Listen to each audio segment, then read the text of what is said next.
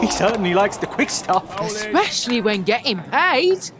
Now going to talk bowling and fast bowling. Stuart Broad is alongside me, so too is Neil Killeen. I need to get your job titles right. You are the ECB Elite Pace Bowling Coach, and Steve, you are the National Physiotherapy and Rehabilitation Lead. So you're the physio and you're the bowling coach. That's basically where we're at, aren't we? That's right, yeah. Excellent. Nice to have you along. Now, you've come up with some initiatives that you're sort of trying to spread throughout the game. Just explain what it is, what this project's about. So the PACE project is a project which we've kind of just initiated to try and get the word out there a bit more about quick bowling. It's not about trying to make everybody 90 mile an hour. It's about trying to add a little something to everybody. Making people aware of the positions of pace compared to your 85 mile an hour bowlers. But in general, what it is, it's about us putting out there a support network and resource to assist counties and pathways to get the best out of their bowlers. So you're all part of this. This is a collaborative thing between the bowling coach, the physiotherapy, the S&C, even psychology. Does that come into it as well? Yeah, absolutely. We know pace bowling has a huge physical component to it, and it's important that we look at all the aspects of what makes a good pace bowler, and that's where the psychology comes into it. And everything's got to complement each other. If we went just purely down a technique aspect, often there's bits that maybe a bowler isn't capable of doing, so can we add something in from a physical point of view that then allows them to optimise sort of their potential? And I think it's the same then with the psychology. Actually, Stuart will know how hard it is, day in, day out to continue to generate that pace. So we're trying to make sure we look at all the aspects that contribute to high quality fast bowling. And we associate that hard work that you've put in for years with the physicality, really. But what about the mental challenges, the fatigue, the having to go again? Yeah, you learn to love that, to be honest. Oh, but right. I thought the mental side of the game was extremely important and something that I focused on a lot, particularly the last 10 years of my career. And the art of test match bowling is being able to come back on day 3, day 4 and still bowl at the same pace, the same intensity, almost as a taller bowler have to hit the pitch harder back end of the test match to get uneven bounce. But ultimately you work as a big group, as a big team. We call ourselves like the bowling unit, and that includes coach, physio, S&Cs, because it takes a big team to get you on the field to try and win test matches, and you feed off that energy and you feed off that buzz. I mean, Griffin would have had the bowlers in at probably 8:30 this morning, tired, a bit moany, and then he lifts the spirits, gets them a nice little coffee, gets the tape going, and then by 11 o'clock they're fresh and firing. How much tape have you used this series to keep Mark Wood on the field? Well, I was about to say, it depends if Mark Wood's playing or not, as to how much tape we have. Plenty. Okay. Now, I take you at face value, your point, you're not trying to make everyone 85, 90 miles an hour, but Rob Key has come out and said he wants more of that in the test side. If you look at Australia, World Test Champions, India, South Africa, they've got it. England are way down the list. Can you do anything about that? Yeah, I think we can, and I think if we look around at what is out there in the counties at the moment, there is that sort of pace bowlers around there. And I think what this project is targeting is trying to assist those bowlers bowl faster for longer. So ideally we want people to be more robust, not just at the top, but right through the system. So if we can then help to educate the bowlers lower down, to be able to put those foundations in which allow them then to bowl quick, we can start to see this table change. Right, so where does it all begin? Because we've got all sorts of topics here. Heel strike, high front arm, front leg brace, which we've actually spoken a lot about. But you want to start at the beginning with the run-up. So what do you need to get out of your run-up? Ideally, that run-up needs to be optimal for you. So if we look at the 85 mile an hour plus bowlers, their run-up speeds are generally around about 22, 23 kilometres an hour. So it has to be smooth, well-aligned, but it has to work for you. Everybody's slightly different. So I think finding what that optimum run-up is to allow you to transfer the momentum through the chain and the energy into the final bit, which is the release of the ball, is kind of where that run-up comes to. How do you find your optimal run-up? Yeah, good question. I think it does vary for anyone. The run-up's a really interesting one for me because you can get a fantastic running athlete and the technique's superb, and then you put a cricket ball in the hand and ask them to do the same, and they run completely differently. It just ruins their rhythm. So I think it is about finding a running technique that works for you. It's something I developed a huge amount throughout my career. I look at my run-up when I was 23 compared to when I finished at 37, completely different, and I was so aware in the last sort of 12 years of what I was looking to do. I wanted to stand up tall. It was this sort of, we called it like you're bringing your heels up to your glutes really instead of getting long. I picked my knees up to the sky rather than out towards the batter, and wanted it to be short, sort of powerful strides rather than long and slow. And I can immediately spot when bowlers are overstriding because they're then unbalanced at the crease. And if I overstrided, my front arm would go, we'd get into a weak position, and I'd have no bounce and no zip on my delivery. So I think the run-up for me, out of everything, was the most important thing. And it's not a sprint. You're not charging in at full pace, and the quicker you run, the quicker you bowl. It's a tempo that you arrive in fifth gear, but you don't have to be in fifth gear from right at the start. You arrive in fifth gear, so you have the ultimate sort of momentum to be able to bowl as quick as you possibly can. If you've got a young kid in club cricket or school cricket or whatever, and you see them running in like that, is that something you would suggest they could pull them aside and just say, listen, let's try and get it a bit more like Usain Bolt or whatever it is? Yeah, absolutely. I mean, we try and, I suppose, coach good running technique, because ultimately the position that it gets you to the crease in then has a knock-on effect into your delivery stride. So everything to do, starting from the run-up, is about that optimal position for you to deliver your skill at the crease. And obviously everybody's slightly different on that, so the way one person runs is going to be slightly different, but it's all about the impact it would have on when they get to the crease. So right from the beginning, you try and encourage them to run as smoothly as possible. Just watch Jimmy run in. Is there an optimum number, an optimum pace that you're looking at? In general, 85 mile an hour plus bowlers are about 22, 23 kilometres an hour through that run-up. But ultimately it's about going from kind of one balanced position into another balanced position, being able to control the lumbar pelvic movements so as you're not sinking at times through your run-up. So the earlier that we can teach those running styles in effect is going to have a big part on how they then address that when they come to bowl. And I think what we're talking to now is to the strength and conditioners about the link up, and really the bowling coach working hand in hand with the strength and conditioner to know how they move, how they run, and when we put a ball in the hand during that process. Move on, you want to talk about high front arm. What benefits does that bring? Well, I think the high front arm just gets you in a really, if you look at that position there where he is, really tall position on his back foot.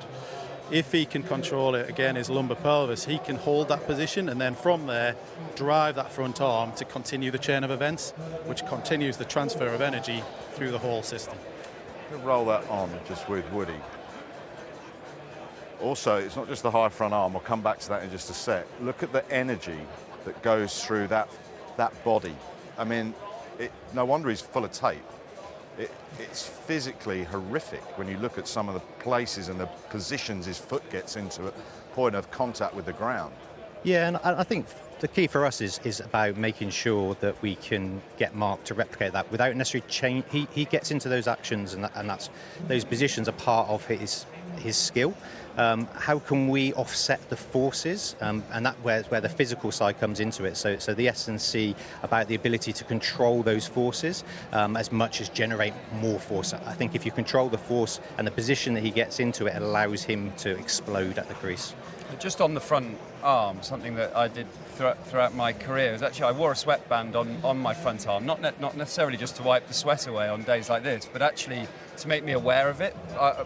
In my bowling action, my front arm was a weakness. It sort of leaked to the left. So with the sweatband, it gave me a visual awareness of where it was going. It reminded me to get it high and keep it strong. So actually, if you are a young bowler out there and you've got a slightly weaker front arm, get a sweatband on. It gives you a visual awareness. It just ignites your mind to concentrate on what you're doing with your front arm. And I wore it throughout all my Test career because I wanted that sort of visual cue. And what's this about, the heel strike? So the heel strike, generally 90% of your real quick bowlers have a heel strike.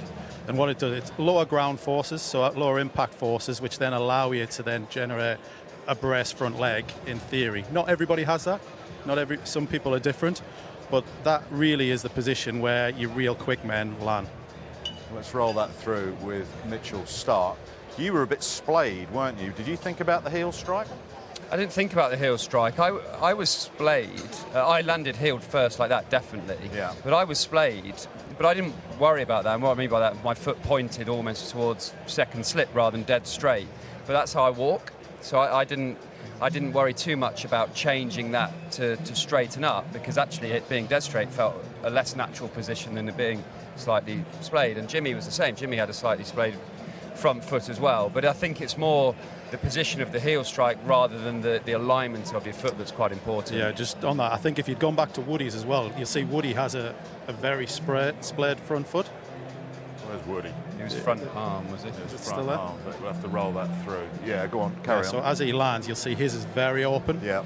But what that allows, if you look at where he lands... Oh, sorry, that we've was moved me. on. So he lands with a splayed front foot, but heel strikes. Because he's open, it allows this back hip to really fire through, which generates a lot of his forces then through the whole process.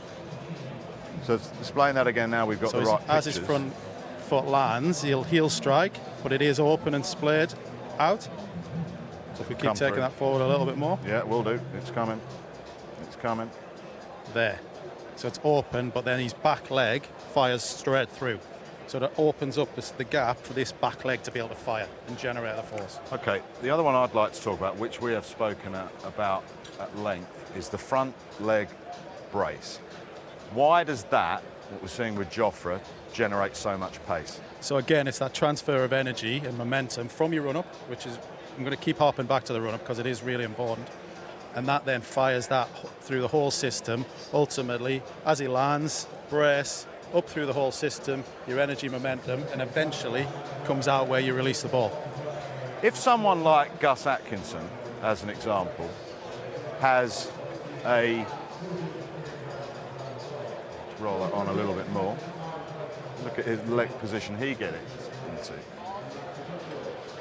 Would you say to him, try and straighten it? I think this is a process, one which Gus is very much on at the moment. So I think if you spoke to Gus, he's spent a lot of time over this summer working on that run-up and the momentum, which has played a real big part in where he is now. That from there, if we continue that work, continue him putting the foundations around him from a strength and conditioning point of view, we can see this improve and can work on that. Well, someone who has worked on it is Henrik Norkia. Now, this was Henrik not that long ago. You can see where it is. Clear that and then roll it on. And he's gone through a process where he's now in a position where it is straight. How easy is that to do? The benefits are more energy, as you say, but there are other risks involved. Yeah, they are, and I think the alignment risks come into it. We've got to. I'm not saying that the risks that aren't worth taking, because if you can get into that position, you can generate more pace. Definitely. He went through a lot of injuries, had a long period of time where he was able to work on this. What he did do around that time was got himself into a physical condition which allowed his body to be robust and allowed him to hold these positions. So he'll have worked through a process where generally you can get most people into these positions at very low level. But once you get to about 60% of max, the body tends to revert to type. So you've got to keep training just past that point and keep taking it a little bit further.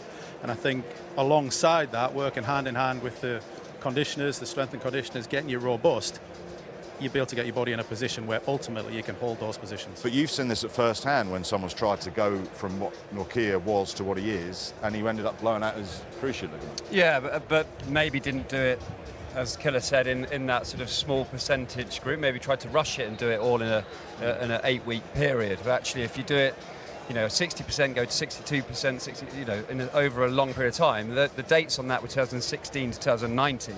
It's a long time to be able to change. So, yeah, it's one of those things that I think is really important, the braced front leg, for injury prevention. But if you don't brace, like Gus Atkinson, I wouldn't expect next summer him to have a braced leg, but maybe in 2-3 years we could get to the position where he does. How do you judge when to get involved in injury prevention? I mean, the classic case would be Jimmy Anderson. Sorry, Jimmy, you bowled like that since you were that high, but now we think you're going to get this, that, or the other, so you're going to change your action. Then he ends up with a stress fracture because he's gone away from what his body has been used to for X amount of years. I mean, we're probably putting in something into his program right from the outset to try and almost negate that risk of injury, negate the forces and control the position he's in, because we know there's a big link between sort of the bowling position and the risk of injury. So that's where we're pretty much right from the outset trying to work with them. So I'd say right from the word go, you'd be putting injury prevention strategies, but based on how they move, how they run, that's all part of that injury prevention to get optimal position at the crease. And then obviously if an injury happens, which unfortunately fast bowling we see a fair few, then we'll be far more involved right from the sort of the get-go on that, to try and make them more robust and return them in a better position, a better physical position to take those forces that the fast bowling will generate. If you could give a bit of simple advice to a young bowler who wants to get more robust, perhaps in a position where he's a bit stronger at the crease, can hold his body position, perhaps generate a bit more pace, what would you say the best sort of training would be? Bob Willis, famously, he just ran. Others see more of a gym side of things. I think it's a bit of everything, to be honest. I think if you just go down one of those avenues, you're probably going to miss out on something. But I think it's moving well. I mean, we talk a lot about playing different sports as you're growing up. I think the more robust bowlers tend to have played a lot of different sports, and they all move well. And that sets them as a real good foundation on which to then build more pace coming through. Because I suppose purely from the physio point of view, injury is huge, and it causes a huge loss of development time. Do you know, you take a year out for a lumbar spine stress fracture, that's a year that bowler's not developing their skill.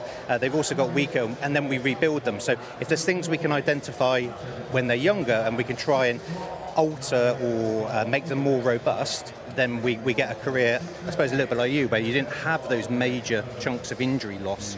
And that would be our sort of goal, really. Were you at any stage asked to change? Best will in the world, they're trying to help you, and you tried it and it just hasn't worked, and you basically went back to what you were doing before? Yeah, of course, and I think that's you're growing as a bowler and learning what works for you and what doesn't. And I think on the training side, that was big for me. You know, from the age of 20 to 23, I was trying different squats, a lot of lunges, different styles of running, sometimes long distance, sometimes sprints. And then you find out what works for you. And actually for me, the squatting with heavy weights, I'm tall, 6'6", my hips didn't get in a great position. It gave me a bit of a stiff back through me not being able to do the technique very well. So I stopped that at 23, 24 and found other ways to strengthen different parts of my body, and the legs would be lunges and a lot of body weight stuff, and didn't suffer from hip problems anymore. So I think I'd advise any young bowlers to try all the different techniques and all the different styles of training and figure out what they think helps them and what they think doesn't. And that's one of the most crucial things as a bowler. Find out what works for you. Pick brains, get all the information, filter it into what works for you. For me, it was a bit of 5K running and short, sharp sprints, because I thought that's what my bowling run-up was. Chest drive, what's that? So that basically is from that front foot position to ball release is your chest actually driving forward. And that's something which, again, just is generating that energy further through the chin. Well, let's see that in action. You've gone with Stokesy. So what does he do? So actually, no, this is Ollie Stone. Yeah, so if you watch what is Stone he doing there? There you go. So it's basically that folding over of your hips, but the chest driving forward into the action. So I would say that head forward. Yeah. Throw your head at the batter.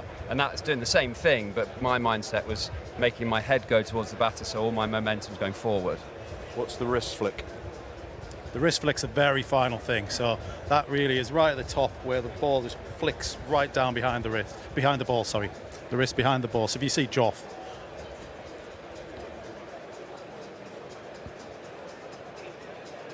there you go, so it's delayed, and then right at the end, you'll see him flick right behind the ball, which just gets that final little bit of, and again, it's that final part of the energy and momentum transferring through that whole system. The other one you had, jump out of that and go to delayed bowling arm. Yeah, so this is where the arm's delayed below the vertical. So it's kind of that whippy part where if you look at, I think that's Josh Tong on that one, isn't it? Yeah, so he's way delayed down below the vertical. If you look at the vertical across his shoulders, his arm's way delayed, and then that final part whips through. Let's have a little look at Tong in action then. He'll hit the top of his thing, there'll be a little pause. So again, there. Yeah. And his chest is driving down as well? Chest's driving, delayed arm, and then that final flick right at the top. And ultimately, all of this, I think one of the things from a bowling coach point of view, and I know there'll be loads watching out there today, but I think ultimately look as far back as you can. Don't try and jump in right at the end where the wrist flick is. Look back at the top of the run-up. Look at the alignment of the run-up. Is it smooth? Is it optimal for that bowler? Can they absorb the positions that they're going to try and get into? And then look to ultimately go in a straight line towards your target. But one size doesn't fit all. Absolutely, find your own way. Find your own way. Gentlemen, thanks very much indeed.